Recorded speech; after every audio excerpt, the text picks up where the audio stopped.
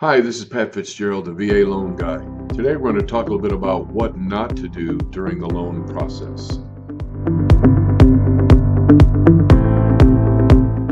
Okay, so as I said, we're going to talk about what not to do during the loan process.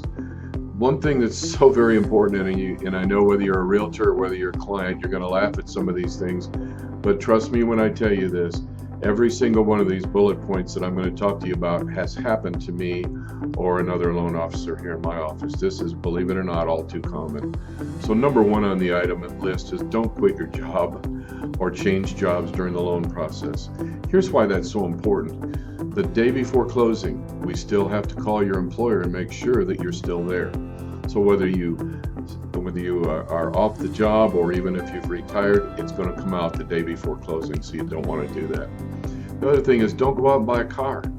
The other thing that we do at all mortgage companies have to go and pull a soft credit pull the day of or the day before closing to make sure that the client has not taken on any new debt. So any credit pulls that appear on the credit report is going to reveal the possibility that the client has taken on more debt.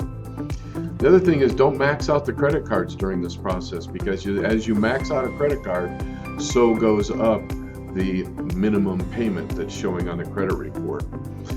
Another obvious one, don't let any collections hit your credit report during this time. Even something as small as a copay at the doctor can upset your approval, because a collection that hits your credit report could cost you 30, 40 points as much as. So you don't want to let that happen. Here's a good one. Don't spend the monies that you set aside for your closing costs. I know some of you are probably laughing, but believe it or not, it's happened. The other thing is don't omit any liabilities that you have that you might not have told us about, like childcare cost or maybe some private land payments that you make, because eventually it's going to come out, and it's so much better if we know about these things up front. Here's another one that's so common today. Don't go out and buy the washer and dryer and the refrigerator and your furniture a day or two before closing. I know you're tempted to do it, but if you take on any debt during this process, we're going to have to count the payment. Even if it's interest only, even if there's no payments, we have to count a payment on the credit report. It's so important that you don't do that. Don't apply for any credit with anybody during this process, because as a lot of you know, every credit pull on your credit will cost a few points. So you definitely don't want to do that. Don't make any large cash deposits unless you have a bill of sale or absolute proof where that came from. Cash is kind of a no-no in the mortgage business. Don't transfer any funds from one bank account to another. That really complicates our job.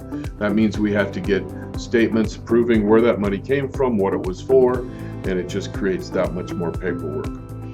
And don't change banks during this process. It just makes it much simpler if you stick with your bank. Don't co-sign for anybody to buy anything during this loan process. A lot of people think that's okay. If somebody else is going to make the payment, it's not okay. We have to count that against you, particularly if it's less than 12 months.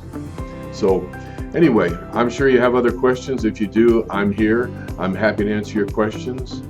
I'm at 210-215-4400. It doesn't cost a penny to talk, so give me a call right now. Thanks for listening.